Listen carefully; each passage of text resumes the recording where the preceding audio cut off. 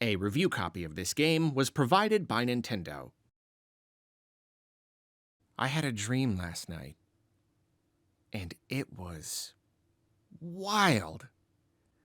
I dreamed that I played Metroid Prime 4.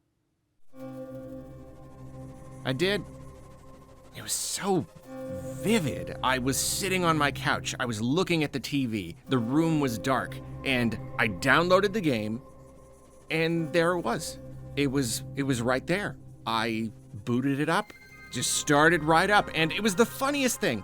Even though I had been waiting so long to play this game, just could not wait to see it in action, it took me a really long time to get past the title screen. The music, just the title music, it just about brought me to tears. But then I did get to the game itself, and it was a lot like the trailers. You know, it started out with a cutscene. I was on this planet, and there was this big firefight between the Federation and the space pirates. There's ships and guns blasting everywhere. And Samus landed and got out of the gunship. And I had a visceral reaction. I was practically breathless. You know how in dreams things can be a lot more intense than they would be in real life? You know, someone tells a joke and you think it's so funny, but then you wake up and it wasn't funny at all, or like it was complete nonsense. Well, in this dream, the graphics were impossibly good. Like, just unrealistically, staggeringly good. The trailers really hadn't done it justice, not even almost. Running in 4K resolution, even sitting real close to the TV, the image was so crystal clear. It was like I was there. It was like Samus was real. It was easily the most technically impressive and singularly gorgeous thing that Nintendo had ever done. And that was just the opening shot. Then I actually got to playing, making my way through the opening area. You know, it was kind of the tutorial, the big firefight, all the explosions and lasers and the lighting. You see, in real life, Metroid Prime 4 is a Switch game that got a Switch 2 edition with some improved graphics. But in my dream, this was a Switch 2 game. This was a truly next-gen Nintendo title. I mean, like, every once in a while, there would be like an asset here and there. They would just look okay, you know, like just look like something that could be on Switch, not like anything special. But like, the rest was so far beyond the Switch. Everything I could have hoped for in a ground-up Switch 2 game. It was so far beyond my expectations, which were already very, very high. I had expected the game to look very good, but yeah, in this dream, again, unrealistically good. And cool graphics are always cool, right? But seeing Samus like this, seeing Samus in this environment, it was so cool. I know that it could only exist in a dream. So once my heart rate settled down and I could breathe normally again, I got a taste for the actual gameplay. It was a little tricky because the buttons were pretty different from how they were in the past. You know, my muscle memory was kind of giving me trouble.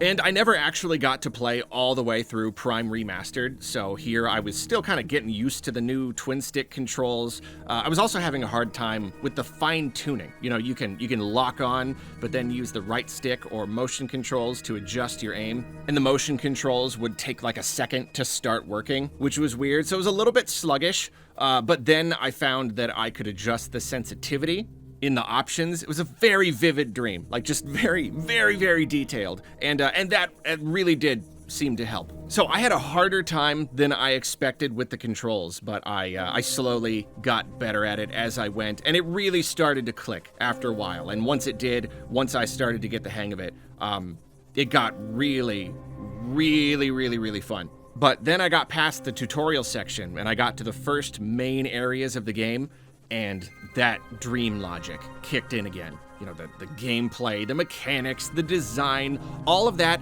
just sort of took a backseat as I found myself completely lost in the atmosphere. Again, in a dream, everything is dialed up to 11, even when it doesn't make sense. Even when it doesn't make sense. And here, this was the immaculate, soul-resonating vibes of Prime 1 taken that much further. Every facet of this world, viewed at every angle, was a piece of art all its own. Every moment, every step, just this perfectly orchestrated play between the visuals and how they naturally draw the eye and how you move through and past them, and the sound design and the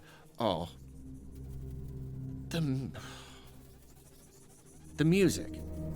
When I woke up, none of the music made sense in my head, but in the dream, is mind melting too hyperbolic?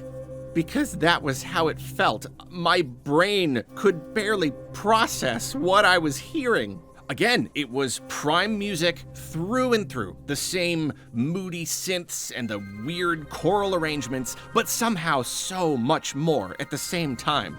Other instruments and even genres woven into the pre-existing framework in ways that should not have worked, but totally did, and created this undercurrent of strangeness through the whole thing. Oh, guys, I have to say, this was a weird dream. This version of Metroid Prime 4 was so much more weird than I could have ever expected. Just absolutely strange, even eerie, but in a way I can't really describe, dream logic.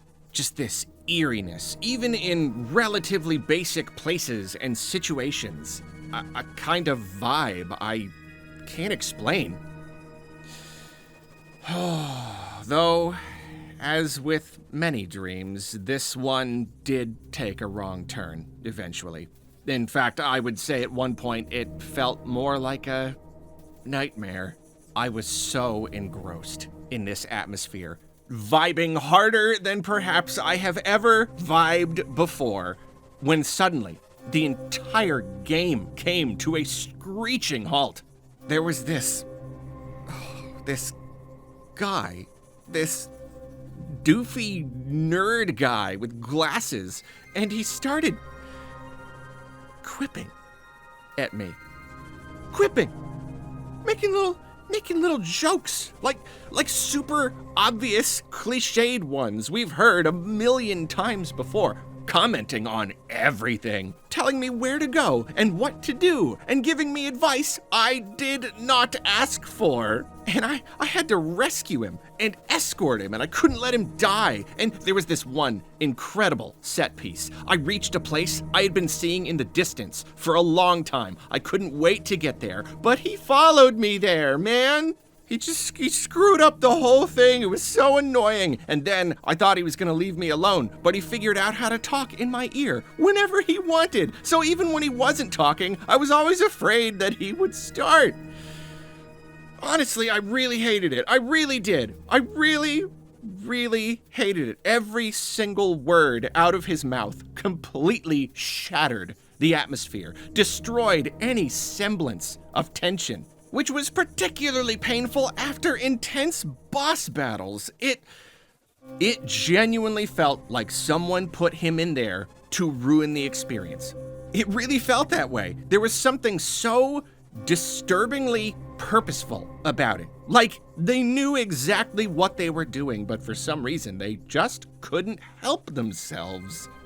Fortunately, while I can say that this was very scary, very scary, and absolutely, exclusively detrimental to the dream experience, it wasn't a nightmare the whole time.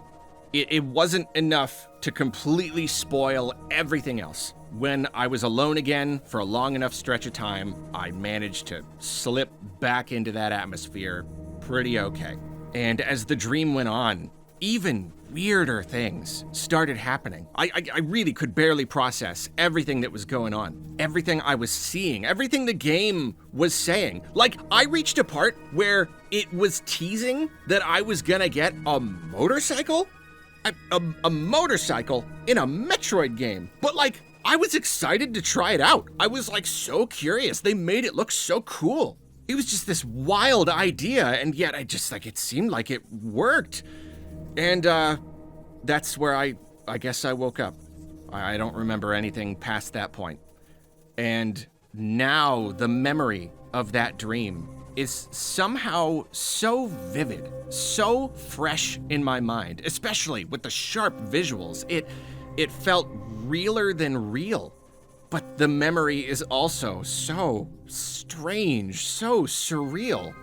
So realer than real, but also not quite real. Do you know what I'm saying? I don't either. I've had a lot of dreams. A lot of really powerful experiences in dreams. And somehow this feels like one of the best I can remember. One of the weirdest, most magical dreams I think I've ever had. Can you imagine? Can you imagine actually playing Metroid Prime 4? I can only hope I dream about it again. But you can never really decide what you dream about, can you? No matter how hard you try, no matter what you want a dream to be, however you wish it would turn out, dreams do what they want, and you're just along for the ride. So, we'll see what happens tonight.